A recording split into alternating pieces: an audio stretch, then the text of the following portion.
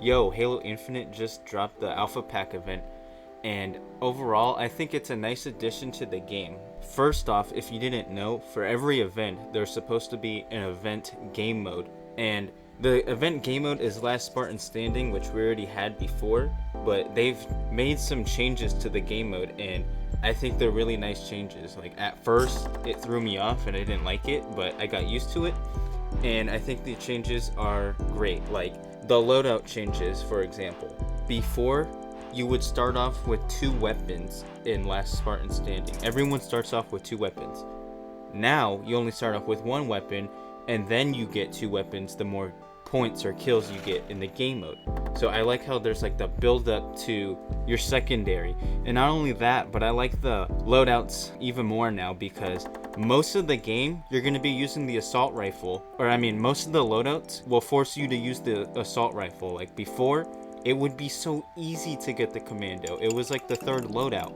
Now the commando is a higher gun to get, so the more skilled players are gonna get it, and I like that change. And finally, I like how they changed the items in the drop pods now. Before, it would just be invisibility and overshield. People would get that so easily.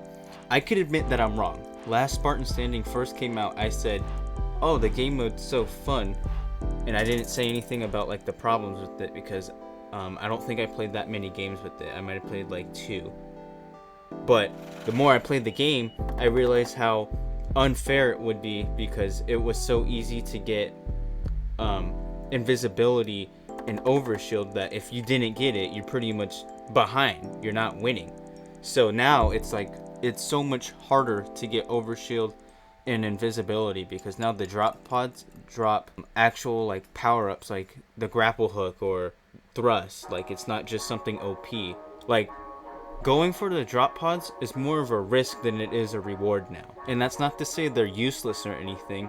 It's just that it doesn't give you a fat advantage compared to everyone else now. It's like you can win without going for a drop pod now. Now the Alpha Pack Pass, I feel like I'm like 50-50 with it. Like, there's some things that I want and some things that I don't care for.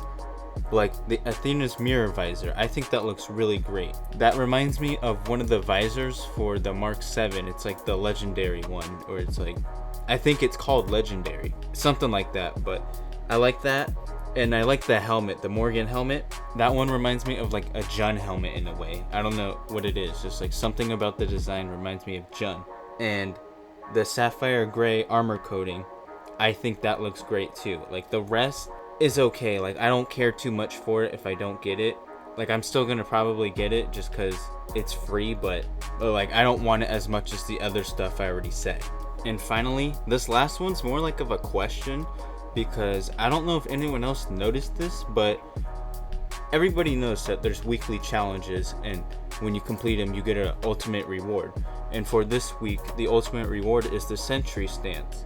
And so my question is, I already have that, so do I get anything in return if I complete it? Or do I just get nothing if I complete all the challenges? Like, if anyone knows, please let me know.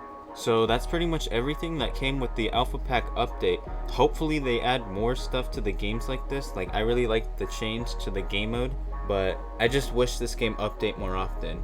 But yeah, that's pretty much it. So thanks for watching, and I'ma dip out.